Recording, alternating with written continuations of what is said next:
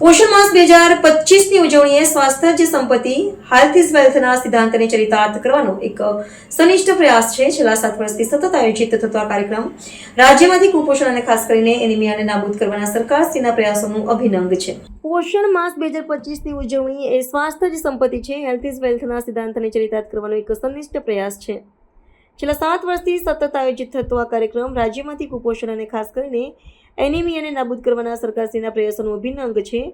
આજના સમયમાં લોકોની ખાવા પીવાની ખરાબ આદતોને કારણે કુપોષણ, અલ્પપોષણ અને અતિપોષણ જેવી સમસ્યાઓ વિકરાળ બની રહી છે, જ્યાં ડાયાબિટીસ અને હૃદયરોગ જેવા ગંભીર રોગોને જન્મ આપે છે. આ પડકારોનો સામનો કરવા માટે પોષણ માસ દરમિયાન ફૂડ ફોર્ટિફિકેશનના મહત્વ પર વિશેષ ભાર મૂકવામાં આવી રહ્યો છે. મિશન સમક્ષ આંગણવાડી અને મિશન પોષણ 2.0 અંતર્ગત પોષણ બી પડાય બીના ધ્યેય સાથે સુપોષિત ભારતના લક્ષ્યને પ્રાપ્ત કરવા હેતુસર છેવાડાના માનવી સુધી જનજાગૃતિ ફેલાવવા પુરવઠા વિભાગ, જિલ્લા ગ્રામ વિકાસ એજન્સી, ICDS, આરોગ્ય પ્રાથમિક શિક્ષણાધિકારી કચેરી સહિત સંબંધિત વિભાગના અધિકારીશ્રીઓ, કર્મચારીઓને પોષણ સંબંધિત વિવિધ પાસાઓ પર તાલીમ આપવામાં આવી રહી છે.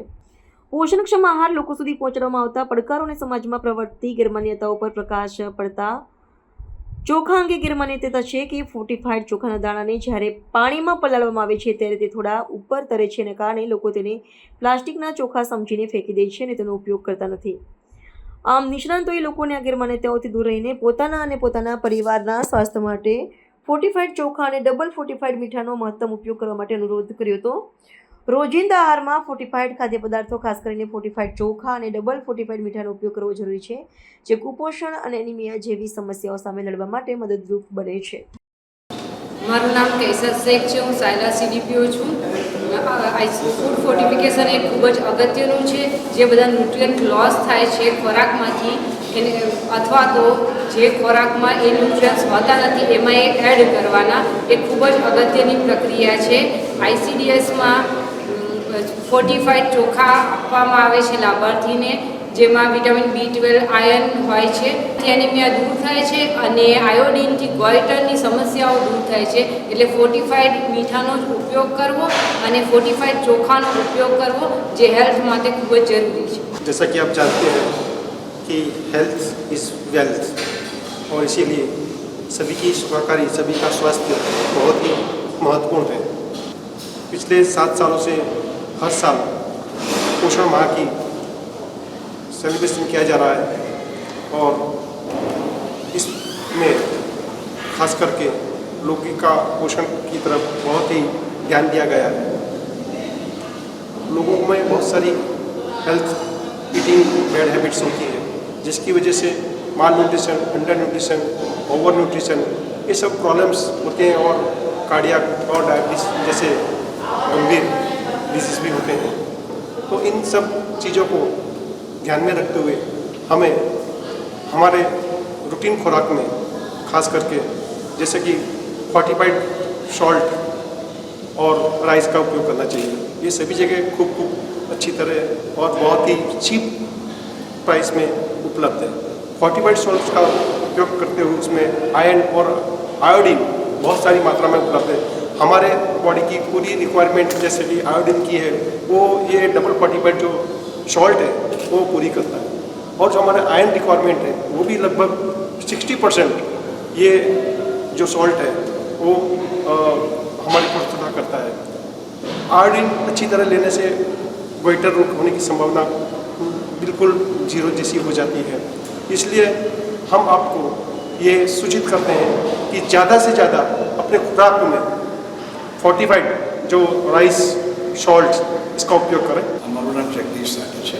હું સ્ટેટ ફોર્ટિફિકેશન કન્સલ્ટન્ટ તરીકે કાર્યરત છું, અને આજનો આ કાર્યક્રમ છે જે પોષણ માસને અંતર્ગત જે આપણો પ્રયત્ન ચાલી રહ્યા છે કે ગુજરાત રાજ્યમાંથી કુપોષણની નાબૂદી થાય, ખાસ કરીને એનિમિયાની નાબૂદી થાય, એના માટે સરકારશ્રી દ્વારા ઘણા પ્રયત્નો કરવામાં આવ્યા છે.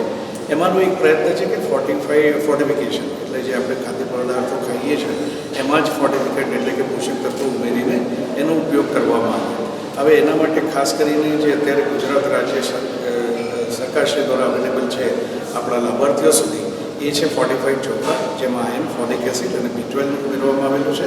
એવી રીતે જ અવેલેબલ છે ડબલ ફોર્ટિફાઈડ સોલ્ટ, જેમાં આયોડિનની સાથે સાથે આયર્ન પણ ઉમેરવામાં આવેલું છે. પણ આપ સૌ જાણો છો કે આ એટલી મહત્ત્વની યોજના છે, અને એનાથી અસરકારક રીતે એનિમિયા અને કુપોષણનું નાબૂદી થઈ શકે.